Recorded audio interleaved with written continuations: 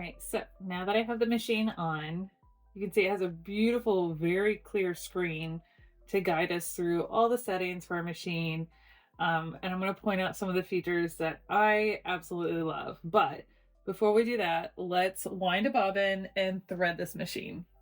In my accessory kit, I'll find all sorts of things like some extra bobbins, and we'll go through these accessories in a minute, but there's already one right here in the bobbin casing right there. So I'm just going to use that one, and I'll just leave that off for now. Now, those guides really are helpful, so I'm going to stand up and look at them as I thread the machine to wind bobbin. So it tells me to go here first, but then it tells me to come to this. Dotted line is for a bobbin, the solid line is for threading. So we're going to go from one around this little pin and over, and we're going to put our thread through one of the holes in our bobbin. So to do that, you're actually going to do it by putting it through the middle of the bobbin and up through the hole. Just like that. And we're going to pull a bit of a tail. We're going to snap it right down onto that post. Now we want to wind the bobbin, so we're going to push that over to engage the bobbin winding. And we're going to press the foot control to wind the bobbin. Now, after I get going for a little bit and I'm holding my tail, I'll stop and snip my little tail here, just like that, and keep going. All right, so it will kind of stop spinning when it's full, and I'll just snip it, push it over, and release the bobbin. Now I can place my bobbin down into the bobbin casing. For the top thread, I'm going to come back and take this out because I don't want to go towards the winding a bobbin anymore. I want to go to number 2 here behind this bar. Slide down between these tension discs here. Back up onto the pickup lever. Back down. And we're going to come down below. Okay, so now that my thread is here, there is a little space here to come around and bring the thread behind this little bar, and then we're going to just thread it. Now, this machine does have a needle threader, so let's give it a go and see how it works. So I'm going to start to lower this and catch the thread in that hook, push it all the way down so that this hugs either side of the needle, bring it across, catch it, and release. Now, sometimes it gets it and sometimes it doesn't the first time. A little trick is needle down, needle up, puts the needle in the right position to use that threader. Let's see here.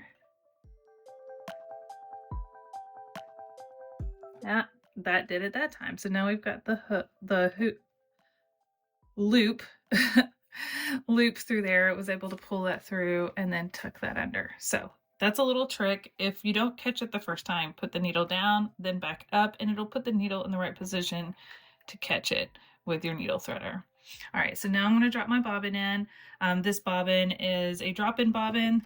We can see it while we're working so that we know if we're running out, which I love a drop-in bobbin. My little tip here is for this machine that it's going to make the letter P, meaning here's the letter P up and around. That's how it's going to go in. We're going to drop that in, catch it in that tension disc. It's got a little arrow here to show you. Bring it around, and it cuts our thread for us. I'm actually going to zoom in and show you that up close because I really like how that works. We've got our letter P, and we're going to drop that in. And I've got my tail over here. Okay, put my tail, and we're going to swing it around under this arrow. And then there's another arrow right up here. It makes like a U-turn. There's a little post right there. That's what I'm catching that under, okay? It's still spinning. But then I'm going to come back down. There's another arrow. It's kind of hard to see from this angle, but it's going to catch it right here, okay? Now without pulling, I'm going to pop this back on. And from there, I can just give it a little tug. It trims the tail, keeps it all in that tension disc perfectly, and we're ready to sew. When you have a bobbin that threads like this, you don't have to bring the bobbin up to the top before you start sewing, because it's threading it perfectly through that tension, and it just does it automatically, which I absolutely love, that this machine is set up like that. So if you've never had a machine that does that, this is definitely an upgrade. My favorite features of a computerized sewing machine. I am obsessed with computerized sewing machines and personally will not use or own a non-computerized sewing machine. And if you have a mechanical machine, I love them, but they're just not for me. And I think once you switch to a computerized machine, you kind of understand why. But there is definitely some features on these machines that just make the sewing experience easier, more enjoyable, and then you feel like you have a little more control. And it does take some of the guesswork out of it. And some of those features would be right here on the front. I love a speed control. I typically leave mine up pretty high, but when I'm doing some intricate work or decorative stitches, I tend to put it down a little bit. But I love that these machines have a speed control, which makes it really great for beginners so that you can control the speed as you get used to using the foot control on the floor. Now this right here is my all-time favorite feature on a computerized machine, and I personally won't own one that doesn't have the scissor snip button, but it basically just cuts your threads for you. Now there is a thread cutter right here on the side that we're all used to like lifting up and pulling, but it weighs so much thread when you do that. Also, when you use the scissor snips, it pulls both the top thread and the bobbin to the back. So if you needed to tie off after a decorative stitch, you could. You don't have to worry about that loose thread on the top. So it just makes it so nice and easy.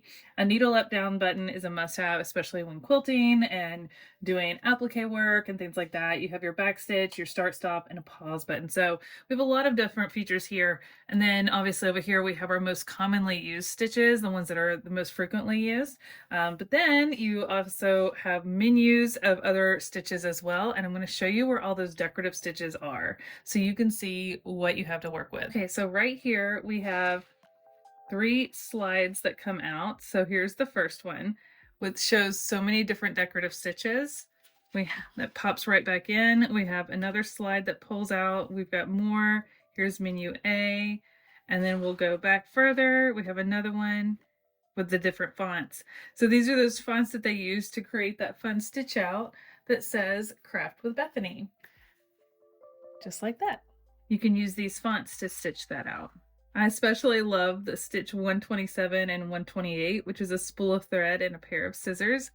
I think those are super cute. Since I have it threaded, I can't wait any longer. I want to start stitching.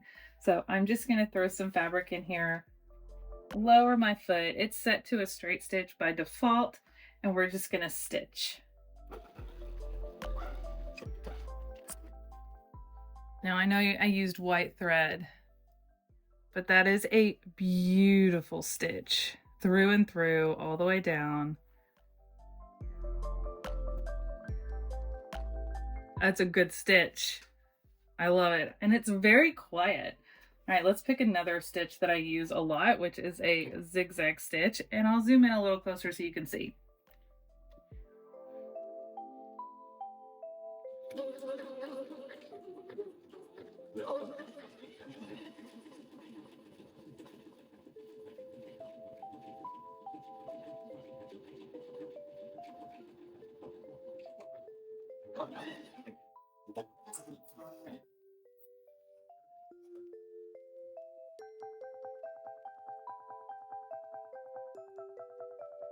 That's a beautiful stitch. I am so pleased with how this is turning out. Well, I'm already obsessed with this machine, and we've barely scratched the surface of what all it can do, but it is so quiet. I absolutely love how far over this extension table goes. It doesn't just like stop here. It keeps going, and it's nice and level. And you have a measure, like a ruler across here. So from here to here, it's 16 inches, but it's actually a little longer than that. So it's probably 17, pushing 18 inches all the way across here, which is fantastic space to extend your sewing space. We are going to go through some of the accessories that come with the machine because there were quite a few, and I thought we should go through and see what all these goodies are all about.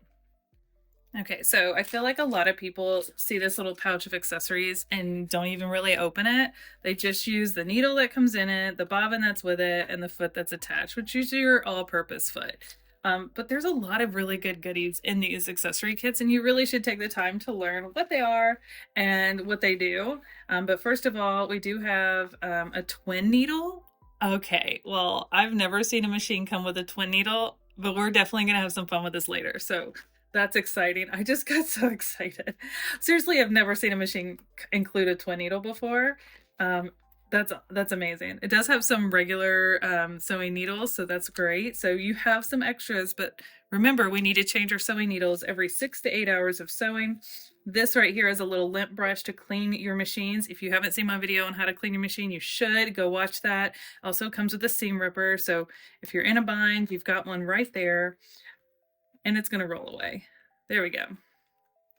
Let's see here. This is a spool cap. It can be used to hold your thread in place, especially if you're standing it upright or using a different type of spool. These can be very helpful. I personally very rarely use them because I kind of use the same types of spools all the time. Here's another spool pin for if you want a spool that's standing upright versus on its side. So that's helpful. And then we've got a few extra bobbins in here. This one comes with 3, so we actually have 4 total bobbins, which is amazing. You can never have too many bobbins. I tend to fill them up, and then, you know, for a special color, and then they sit there with that color on them. This little felt pad is helpful if you have a spool that needs a little help with spinning around a little bit, because a little cushion. Same for an adapter there. Okay, so let's get into some of these fun feet and what all they are. And let's dive in. Okay, so this one right here is a darning foot or a free motion foot and can be used for free motion quilting. So this is one of those feet that you would use with the feed dogs in the down position that we talked about earlier. That's on the back here. And then these just attach and this goes up over that needle bar. So we'll play with that one later. We're just looking at them today. All right, so this one right here, I think always tricks people up because they're like, I don't know what that is. And they try to put it on backwards, but it goes on like this, right onto your machine. That blue is in the front. And these are kind of rubbery feeling, like grippy, and they're gonna hold your button in place. So again, with the feed dogs down, you set your zigzag stitch to the width of the holes in your button, and you can sew on a button and never have to do it by hand again, which is amazing. Don't throw those feet away, they're wonderful. This foot right here, the letter K foot, this is a rolled hem foot. See that's nice little spiral right there? It'll make a really nice rolled hem. It's great for hemming and for trims, pocket tops, like it's a wonderful foot. You should definitely practice with the rolled hem. All right, every machine needs a zipper foot. This is a left and a right built into one. So you just attach the foot on the other side, whichever side you need it based on where your zipper is placed. And that's your zipper foot. All right, so this little guy right here is a gathering foot. It's a great foot for if you need to gather fabric, especially like for a skirt, if you're adding some trim for a pillow or a tea towel or around something. It's just fun and it makes it gathering a lot easier. So we love the gathering foot, and if you've never tried it, you definitely should. This foot right here is your blind hem foot, which makes hemming those blind hems perfect. So definitely don't be intimidated by this foot. This part right here is adjustable, so you can adjust the depth of that blind hem. So this foot right here is the overcaster or overcasting foot. It's got this extra little bar right here to cast up and over. So it's going to be used with a zigzag, and you've got a guide here, and it just makes for some really fun effects. This one right here is a hemmer foot, and we'll definitely be playing with this one some. It's meant just for a straight stitch, hence it's just got the circle in the middle for those perfect hems. This one right here I feel like is one of the most underrated, but should be used more. It's a cording foot, and you can have so much fun with cording feet. You can put 1, 2, or 3 cords into these little slots right here. They feed through to the back, and you can stitch over them with different stitches to create some really fun decorations and just really just elevate a project. I love these. Aside from the all-purpose foot, this one right here is the satin stitch foot and the one I probably use the most. I love the clear feature of this foot. It gives me great visibility for doing satin stitching.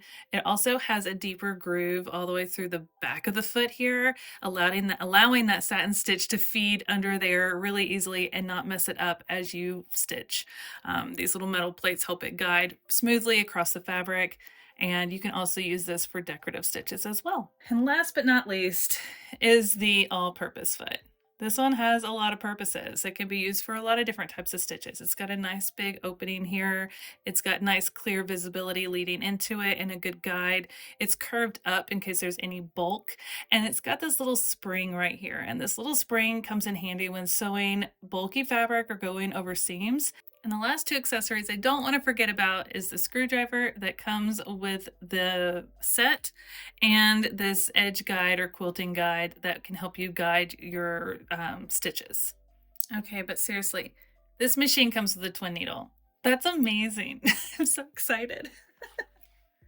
I almost forgot we have a couple of other accessories that come with this machine. So they come in boxes, and this is the electronic buttonhole foot. So we're going to open this one up and see what it looks like. It's definitely different than the traditional buttonhole foot that you're used to seeing. It's got the same information and vibe, but it definitely has a plug. And the other thing that I love that this machine came with that I feel like every sewist needs is a walking foot. This walking foot is amazing because it's going to allow your fabric to feed evenly through the machine by working with the feed dogs that are on the machine and the little teeth that are on this. And they work in conjunction to feed your fabric from the top and the bottom to get it to go through evenly. So if you're sewing with bulking fabrics, you're quilting, you're sewing with two different types of fabric, maybe one is stretchy and one is not, this is going to help them all go through your machine and sew evenly. A walking foot is a must-have. Here is the all-purpose or multi-purpose foot with the little spring, and I'm going to attach it by simply lowering the bar, and it clips right onto the foot.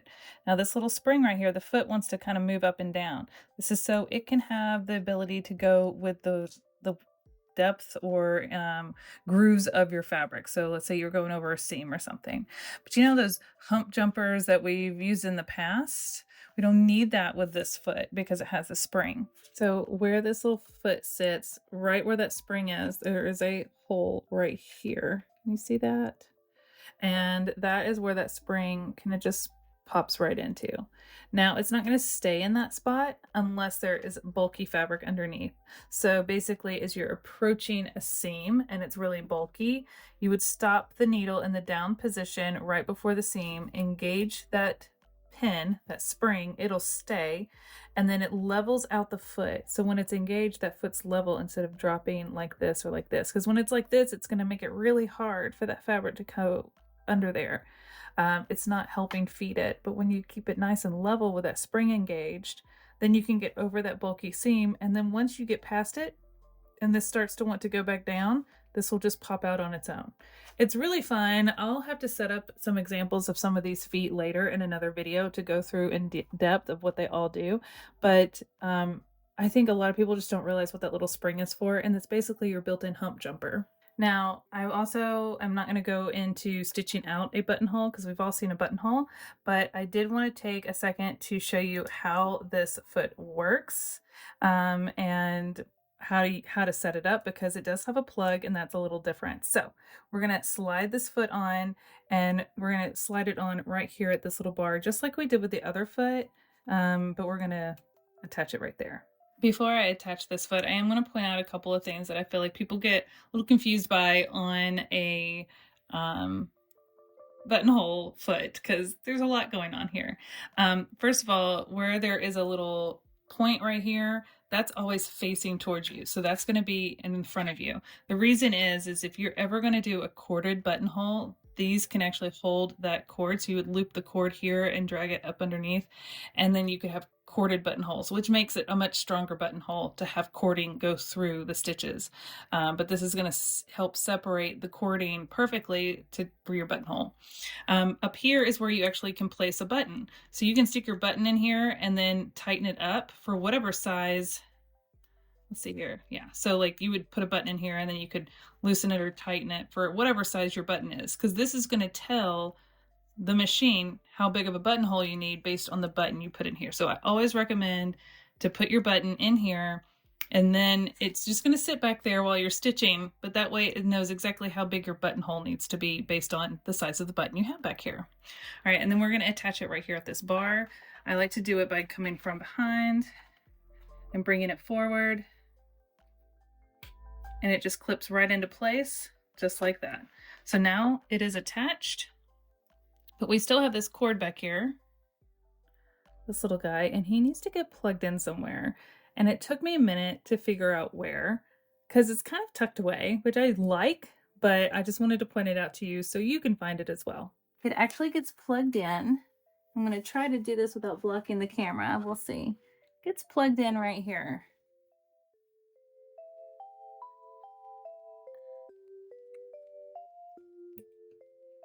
There we go. So now he's plugged in right there, right behind your needle threader. There's a white little section and it just plugs right up in there. And then it's right back there. So with the Smart Guide, you don't have a bar that you have to lower anything. It's a smart foot. It's going to be able to make that perfect buttonhole for you every time. Now, if you ever get stuck, this machine does come with a wonderful manual. It's very detailed, very organized. It tells you what all of these feet are that we went through, how to set it up, different ways of, look, there's a whole guide on putting in the bobbin, just like I showed you, how to use the needle threader, how to use, get your machine set up, how to change a needle, how to change a foot, how to use different feet. Here is about the feed dogs. Like I said, there's so much information in here, and it really explains, look, even explains what tension is. And then it really goes into the computer side, which we haven't played around with a whole lot. We'll do that in just a second. But it shows you what all of these different features are on the machine, all these different buttons, what they mean. There's a whole guide. And there's a lot that we can kind of go through here as well. And for example, there's a stitch chart and what all of that means, the different widths and lengths that are the default, and what play you have with them. So like here's the default length, and here's the width that you, or the length that you can go up or down to. And it even tells you which foot it recommends, but it probably tells you on the machine, which we're going to check out in a second. But there's a lot of great information in here, some great tips and skills for beginners. But I wanted to point out that right here on page 52 and 53 is where I figured out where this plugs in at, this buttonhole foot, because I could not find it on my own. I have another machine that has a smart buttonhole foot and some other feet that plug in, and it's on the very back here, but this one was up kind of underneath, but with this table on, I couldn't see up under there. So again, even sometimes I have to pull out the manual to figure it out, instead of just keep looking around and going, I don't know. I'm not about to give up. We're going to figure it out. Look, here's that button sewing foot. So yeah, all of these feet are in here. If you ever need help, they have some wonderful guides and pictures, which I absolutely love. We're going to play around with the computer side of it. I have a feeling this one right here is for that twin needle, and it's going to tell me that I need foot A, so I need to go find foot A to use the twin needle. It's going to tell me which stitch it automatically defaults to, and I could go from there. But there's so many fun things about this machine. Let's just click on some buttons. Let's turn that one off. So to turn that on and off, you just press it again. So if I use the needle down, it tells me that needle down is engaged. Now it says needle up is engaged. So what that means is if I were to sew and stop and want to leave the needle down to pivot, if I do this and it shows that, then that means my needle, when I stop sewing, is always going to stop in that down position. I don't have to turn the hand wheel. I don't have to tap on the pedal again. It's just automatically going to do it for me, which is really nice that it does that. Okay, so this first button is what's lit up, and that is the direct pattern group. That is going to be probably these right here. So that's these right here. These main stitches. Now, if I select this again, this is the regular pattern group. This means I can probably type in a code for one of these other stitches from the pullout. So let's see here. If I type in 60, now it's set to stitch number 60, which is that stitch, and it shows what the stitch looks like right here. It also recommends a foot. And this is the default settings for this, the width and the length. But again, I can play around with that. Now, when you hear that double click or the triple beep or whatever it is, that means it's not going to change any. That's as far down as you can go. That's as far up as we can go in stitch length. And when it's highlighted in a black box, that's the default. So if you can't remember what the default is, you can just click through, and when that box is highlighted, that's the default settings for that stitch. Now if I tap this again, this is alphabet with the block style. Then we have alphabet with the script style and the alphabet with the outline style. So you have 3 different fonts. They show right here, and you have your pullouts down below to pick which fonts that you want. Let's go back up to the regular font, and sequencing is actually really fun. It basically means that I can create a sentence to type bird stitch something out. So that's basically what they did for this right here, Craft with Bethany.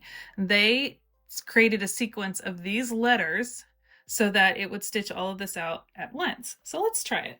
All right, so we're gonna make this a short sequence, and we're gonna start by hitting the trash can just to make sure everything's cleared. I'm in the main font, and I have that selected right here, pulled out right here, so I can look and see it has uppercase, lowercase, and a bunch of symbols. I'm just gonna spell a simple word. So what we need to do first is hit the little save button. If you don't know what that is, it's a floppy disk. It's the universal symbol for save. And that shows my age of that I know that. All right, so the first letter I'm going to do is the letter S, which is number 28. And that is not. There we go, 28. There's the letter S, and it's going to show the letter S right there. All right, so the next letter I want is number 14. E, and the next letter I want is 32, or W. All right, so I can scroll back and forth between the letters here. So S, E, W, and it shows them in order, and it shows that I have 3 letters saved in that order. So let me grab some fabric and we'll stitch this out real quick. All right, so I'm going to line up my fabric, lower the foot. Now, when you do a sequence, you can sew with using the start stop. I also recommend maybe slowing down the speed a little bit. That's just my personal preference. Now, I'm not moving the fabric. I'm letting it do its own thing. I'm just kind of holding it in place. It's really quiet, and I think it's almost done. And then I'm going to use my scissor snip to bring my threads to the back and cut them. And then we're going to look at what it spelled out. SEW. All right, so this is my new Necchi NC-204D sewing machine in this beautiful purple color. I cannot wait to make some fun projects with it. And so you'll have to tune in to my channel here. So be sure you subscribe to see more of the projects I'm going to be making with this machine and all it can do. I mean, we barely scratched the surface today in just getting it set up and going through all the amazing accessories that come with it and all of the additional feet and this wonderful extension table. You're going to love this machine. If you're interested in this machine or one of its similar machines in a fun other color, I'm going to link them down below so you can go check out Necchi machines. They are wonderful. All right, thank you so much, Necchi, for sending me this and for my cute little personalization. I love it. Thank you. All right, I'm going to go make something. I'll see you next time. Bye.